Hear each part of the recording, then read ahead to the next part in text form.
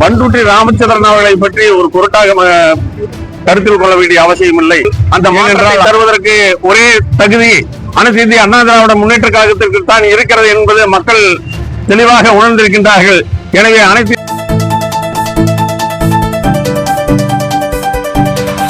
வணக்கம்.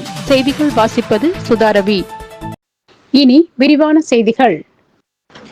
ஜெயலலிதாவின் 78வது பிறந்த நாள் விழாவை தமிழகம் முழுவதும் அதிமுக தொண்டர்கள் மிக பிரம்மாண்டமாக கொண்டாடி வருகின்றனர்.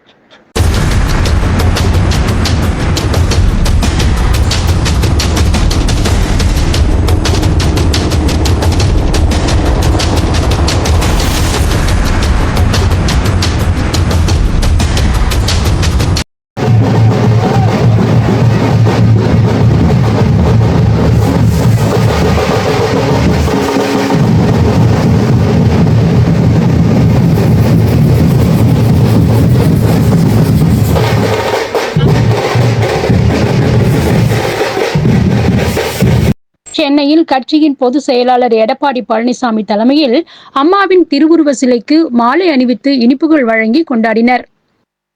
கோவையில் அதிமுக மாநில வழக்கறிஞர் பிரிவு துணை செயலாளரும் கோவை மாவட்ட செயலாளருமான கே தாமோதரன் தலைமையில் 50க்கும் மேற்பட்ட அதிமுக வழக்கறிஞர்கள் ஜெயலலிதாவின் படத்திற்கு மலர் தூவி மரியாதை செலுத்தினர்.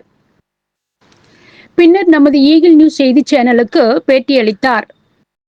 இந்திய திருநாட்டினுடைய இரும்பு பெண்மணி, வரலாற்றை சொல்கின்ற மாண்புமிகு இதயம் டாக்டர் புரட்சித் தலைவி அம்மா அவர்களுடைய 78வது பிறந்த நாளை முன்னிட்டு அனைத்து இந்திய அண்ணா திராவிட முன்னேற்ற கழகத்தினுடைய ஒருங்கிணைந்த கோவை மாவட்டத்தினுடைய வழக்கறிஞர் பிரிவு சார்பாக இங்கு பிறந்த தின விழாவை சிறப்பாக கொண்டாடி கொண்டிருக்கின்றோம்.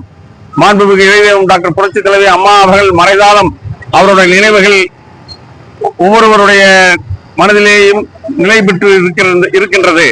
மாண்புமிகு இதயம் டாக்டர் புரட்சித் தலைவி அம்மா அவர்களுடைய நல்ல ஆட்சியை மீண்டும் தமிழகத்திலே அமைப்பதற்காக கழகத்தினுடைய பொதுச் செயலாளர் மாண்புமிகு எடப்பாடியார் அவர்கள் தலைமையில் அரசாங்கிய கொங்கு நாட்டினுடைய தளபதி கோவை புறநகர் தெற்கு மாவட்டத்தினுடைய ஆற்றல் மிக்க செயலாளர் அருமையன் எஸ் பி வீரமணி அவர்களுடைய வழிகாட்டுதலின்படி அனைத்து இந்திய அண்ணா திராவிட முன்னேற்ற கழகத்தினுடைய வழக்கறிஞர் பிரிவை சேர்ந்த அனைத்து நண்பர்களும் சிறப்பாக பணியாற்றி எதிர்வருகின்ற தேர்தலை சந்திப்பதற்கும் கழகத்தினுடைய வேட்பாளர்கள் வெற்றி பெறுவதற்கும் அறுபாடுபடுவோம் என்று இந்த நேரத்தில் நாங்கள் தூர்வரைத்து பண்டூட்டி ராமச்சந்திரன் அவர்களை பற்றி ஒரு பொருட்டாக கருத்தில் கொள்ள வேண்டிய அவசியம் இல்லை.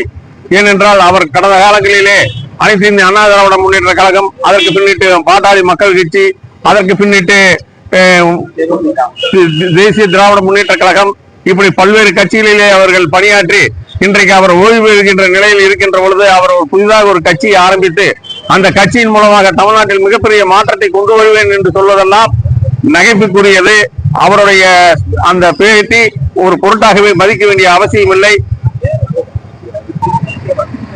நிச்சயமாக கிடையாது. ஏனென்று சொன்னால் கடந்த 5 ஆண்டு காலத்திலே திராவிட முன்னேற்ற கழகத்தினுடைய ஆட்சியிலே விலைவாசி உயர்வு, மின்கட்டண உயர்வு, சொத்து வரி உயர்வு, மீண்டும் இங்கே நடக்கின்ற களவு, கொள்ளை, கொலை, ட்ரக், பல்வேறு முறைகேடற்ற செயல்களை மக்கள் பார்த்துக் கொண்டிருக்கின்றார்கள். மக்கள் ஒரு மாற்றத்திற்கு தயாராகி கொண்டிருக்கின்றார்கள். அந்த மாற்றத்தை தருவதற்கு ஒரே தகுதி அனைத்து இந்திய அண்ணா திராவிட முன்னேற்ற கழகத்திற்கு தான் இருக்கிறது என்பது மக்கள் தெளிவாக உணர்ந்திருக்கின்றார்கள்.